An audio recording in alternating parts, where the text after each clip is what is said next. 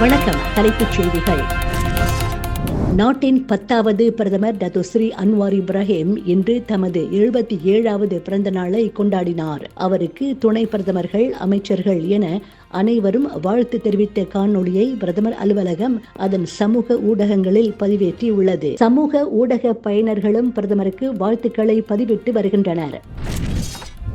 அரச மலேசிய காவல் படையின் 3 முக்கிய அதிகாரிகள் பணி மாற்றப்படலாம் என்று வெளியிடப்பட்ட செய்தி தொடர்பாக 3 செய்தியாளர்களுக்கு எதிராக எந்த ஒரு வழக்கையும் விசாரிக்க காவல்துறைக்கு முழு உரிமையும் அதிகாரமும் இருப்பதாக உள்துறை அமைச்சர் டத்தோஸ்ரீ சைஃபுதீன் நசுத்தியோன் இஸ்மாயில் தெரிவித்துள்ளார். ஊடகவியலாளர்கள் செய்திகளை வெளியிடும் போது கவனமாக செயல்பட வேண்டும் என்றும் அவர் கேட்டுக்கொண்டார்.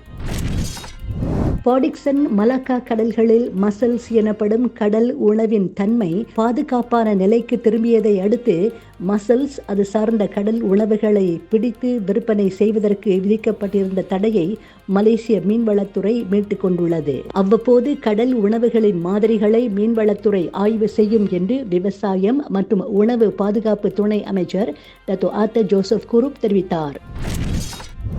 நங்கிரி சட்டமன்ற தொகுதியில் மக்களின் பயன்பாட்டிற்காக விரைவில் ATM எனப்படும் பண பட்டுவாடா இயந்திரம் நிறுவப்படும் என்று நிதி அமைச்சகம் அதன் அறிக்கையில் தெரிவித்துள்ளது. ATM இயந்திரங்களை அமைப்பது தொடர்பாக பல உள்ளூர் வங்கிகளுடன் கலந்துரையாடல்களை முடித்து அது சார்ந்த கருத்துக்களை பெற்றுள்ளதாக நிதி அமைச்சகம் குறிப்பிட்டது. பிரதமர் நரேந்திர மோடி வயநாட்டில் நிலச்சரிவுகளால் ஏற்பட்ட கடுமையான இயற்கை பேரழிவுகளை நேரில் பார்வையிட்ட பின்னர் அதை தேசிய பேரிடராக அறிவிப்பார் என்று தாம் எதிர்பார்ப்பதாக மக்களவை எதிர்க்கட்சித் தலைவரும் காங்கிரஸ் MPயுமான ராகுல் காந்தி நம்பிக்கை தெரிவித்துள்ளார். மேலும் இன்று வயநாடு செல்லும் பிரதமர் நரேந்திர மோடிக்கு நன்றி என்றும் ராகுல் காந்தி தமது X பக்கத்தில் பதிவிட்டுள்ளார்.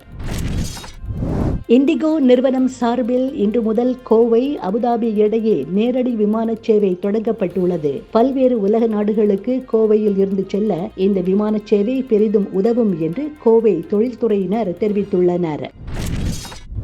முதற்கட்ட மெட்ரோ ரயில் திட்டத்தில் பயணிகள் வசதிக்காக 6 பெட்டிகள் கொண்ட 28 மெட்ரோ ரயில்களை கொள்முதல் செய்ய இந்திய ஒன்றிய அரசு ஒப்புதல் அளித்துள்ளது. பயணிகள் எண்ணிக்கை நாளுக்கு நாள் உயர்ந்து வருவதால் மெட்ரோ ரயில்களின் எண்ணிக்கையை உயர்த்த கடந்த ஆண்டு மெட்ரோ ரயில் நிறுவனம் கோரிக்கை மனுவை அனுப்பியது குறிப்பிடத்தக்கது.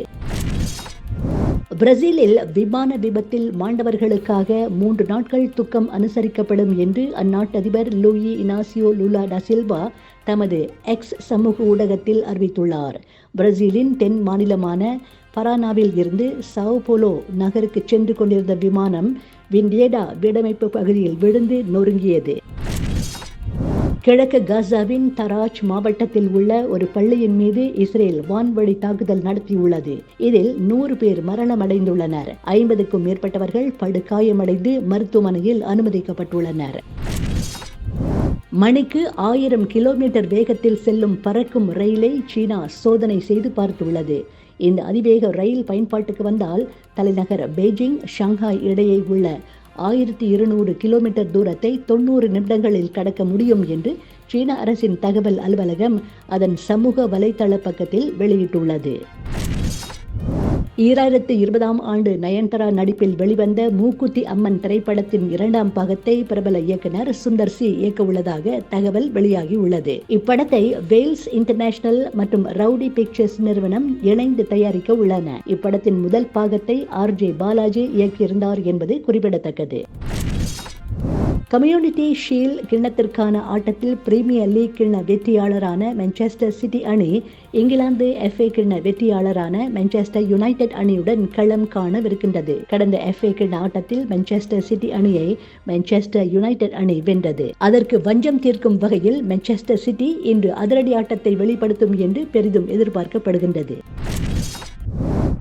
இதுபோன்ற மேலும் செய்திகளுக்கு நம்பிக்கை இணையதளத்தை பாருங்கள். நன்றி, வணக்கம்.